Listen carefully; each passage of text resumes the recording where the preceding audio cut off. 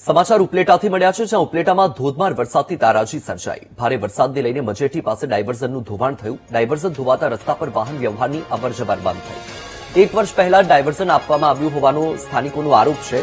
ધારાસભ્ય અને સંસદ સભ્યને રજૂઆત કરવા છતાં પણ ધ્યાન ન આપ્યું હોવાનો આરોપ લગાવ્યો છે। તો આ દ્રશ્ય તમારી ટીવી સ્ક્રીન પર તમે જોઈ રહ્યા છો। એ દ્રશ્યો સામે આવ્યા છે ઉપલેટાથી, કે જ્યાં ધોધમાર વરસાદ બાદ તારાજી જોવા મળી રહી છે। ભારે વરસાદને લઈને મજેઠી પાસે જે ડાયવર્ઝન આપવામાં આવ્યું હતું એ ડાયવર્ઝન ધોવાઈ ગયું છે।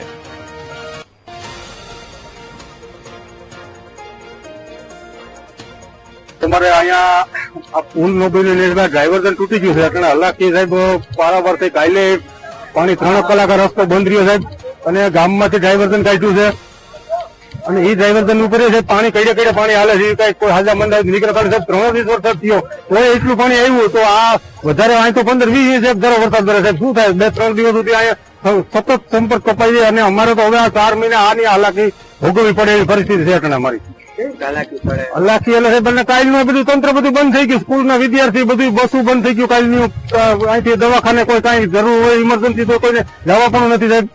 આ બાબતથી બીજો કોઈ રસ્તો કોઈ રસ્તો અવરજવર હમો કરે પણ એ રસ્તા ઉપર પાણી આવે, જ્યાં ઈ આ રસ્તો કરી એ પોજમાંથી જાય પાણી આવે છે, આ તોડી નાખ્યું પાણી એની ઉપરથી જ આવે તો એ ત્યાં ક્યાં છે અમને ક્યાંથી હાલવા દઈએ ત્યાં પાણી?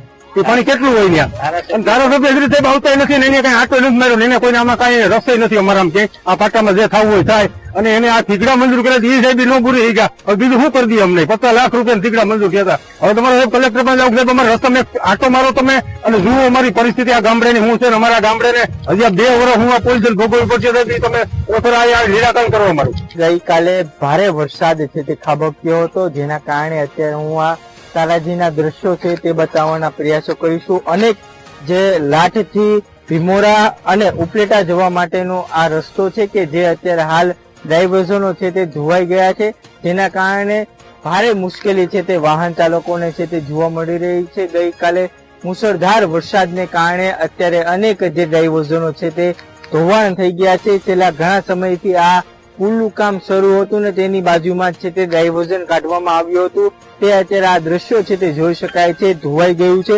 જેના કારણે વાહન ચાલકોને પરેશાની છે તે જોવા મળી રહી છે। અત્યારે જો કોઈ ગામમાં ઇમરજન્સી આવે તો ભારે મુશ્કેલી છે તે થવી પડે છે। જો અત્યારે તમારે લાઠ જોવું હોય તો અંદાજિત ઘણો જે ડાયવર્ઝનથી છે તે ફરીને જવું પડે છે ને વાહન ચાલકોને પરેશાન છે તે થવું પડશે, જેના કારણે ગ્રામજનોની એવી માંગ છે કે જલ્દીથી જલ્દી પુલ બનાવવામાં આવે અથવા જે ચાલવા માટે છે તે ડાયવર્ઝન બનાવવામાં આવે, જેથી અમારે હાલાકી ન પડે।